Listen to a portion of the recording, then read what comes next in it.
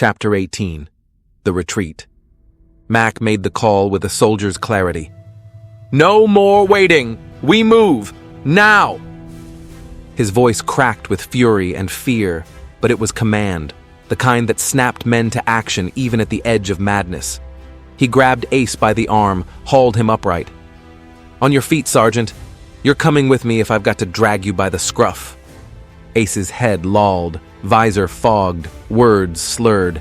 "You don't understand. There's nowhere to—" "Save it!" Mack shoved him forward. "Stone, you too. You keep up or I swear—" Stone only tilted his head, shard glowing faintly in his gauntleted palm. "You'll shoot me?" His voice was level, almost amused. "What good would that do?" Mack jabbed his rifle toward him, teeth bared. "Don't tempt me. Move." Stone obeyed without resistance, falling into step as though humoring a child. Behind them, the prisoners hesitated, torn between worship and panic. A few remained kneeling in the mist, muttering prayers to the blazing eye above. But when Mack shouted again, some stumbled forward, clinging to the promise of escape no matter how thin.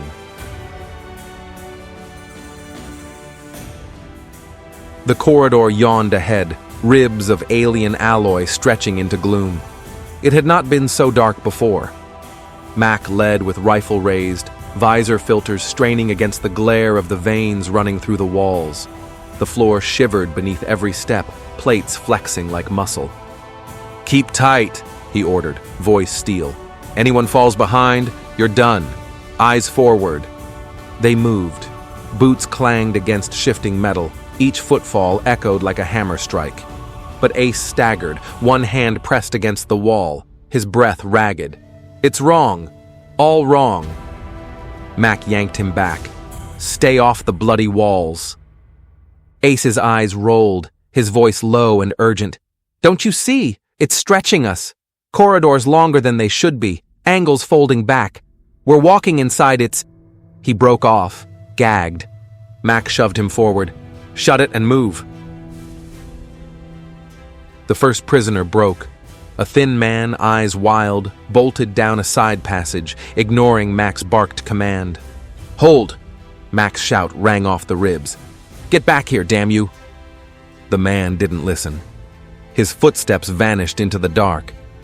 Then a scream tore out, high and sharp, cut short by something wet. A deep clang followed, like a door slamming. The rest of the prisoners whimpered, clinging closer to the squad. Stone spoke without looking back. "It's already shaping paths, hurting us. That one ran outside the pattern." Mack ignored him. He had to. The corridor pulsed again, light surging through the veins. Panels shifted in the walls, rearranging like puzzle pieces. Gaps opened, then closed, metal flexing like jaws. Another prisoner cried out as the floor beneath him rippled. His boots sank into the plates, ankles caught fast as though in quicksand. He screamed, flailing, dragging others down with him. Mack lunged, yanking one free by the collar. But the trapped man was gone in an instant, plates flowing shut above his waist, swallowing him whole. His scream echoed for a long time, muffled, carried deeper into the metal until it was indistinguishable from the hum. Ace sagged against Mack, shuddering. "It's not killing them. It's keeping them." "Shut it!" Mack barked, but the words rang hollow. They pressed on. Every meter stretched longer than it should. Corners bent at angles that hurt to look at. Shadows flickered on the walls, machinery stirring just beyond the reach of light. The prisoners were unraveling. One clawed at his own face, another whispered in a tongue no one knew. A woman collapsed, sobbing, refusing to move. Mack dragged her to her feet until she stumbled forward again. Stone alone remained composed, shard held aloft. His visor glowed with its reflection, serene as a priest at a liturgy. Ace could barely walk, but he kept muttering, half to himself, half to the vault. It's folding space, maze upon maze. We're inside its skull, and it's moving the walls like thoughts. Mack snapped at him. "We're not inside anything's skull. We're finding the way out. Do you hear me? Out. Ace didn't answer. His silence was worse than his words. At last, after what felt like hours, the corridor widened into the approach hall, the place they had first entered, where the colossal door had loomed. Relief surged through Mack's chest. "There!" he shouted, pointing. "The door!"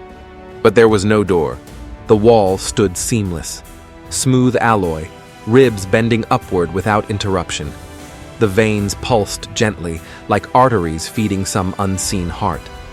The entrance, the vast gateway that had swallowed them hours ago, was gone. Mack staggered to a halt, disbelief breaking his voice. No, it was here! It was bloody here! He slammed a gauntleted fist against the wall. The metal shuddered beneath his strike, soft as flesh, then reformed without mark. He struck again, and again, rifle butts smashing sparks. The wall swallowed each blow without damage. Behind him, the prisoners wailed. Oh. Ace's voice came thin, shaking. "It doesn't want us to leave. It's redesigning the vault, closing us in. It wants us all inside when it—" He broke off, trembling. Stone finished for him. "When it completes—" Mack turned on him, eyes wild. "Shut your mouth." Stone didn't flinch.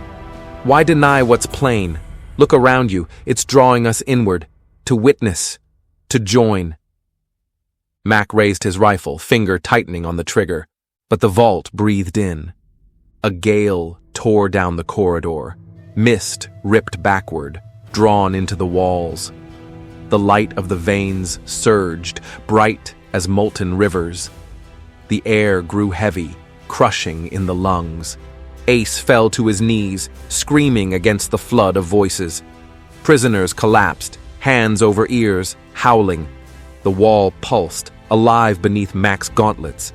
It throbbed once, slow and terrible, as though answering his heartbeat with its own. And in that moment, he knew, with a soldier's certainty, the truth no rifle could shoot down. The sleeper had erased the door because the door was never real.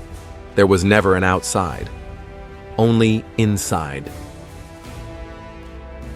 Mack staggered back, rifle slack in his grip. Ace was sobbing, muttering through tears. "We can't get out! We can't get out! We can't—" Stone stood with shard raised, calm as ever, as though vindicated. "There is no out, Mack. There never was, only deeper in."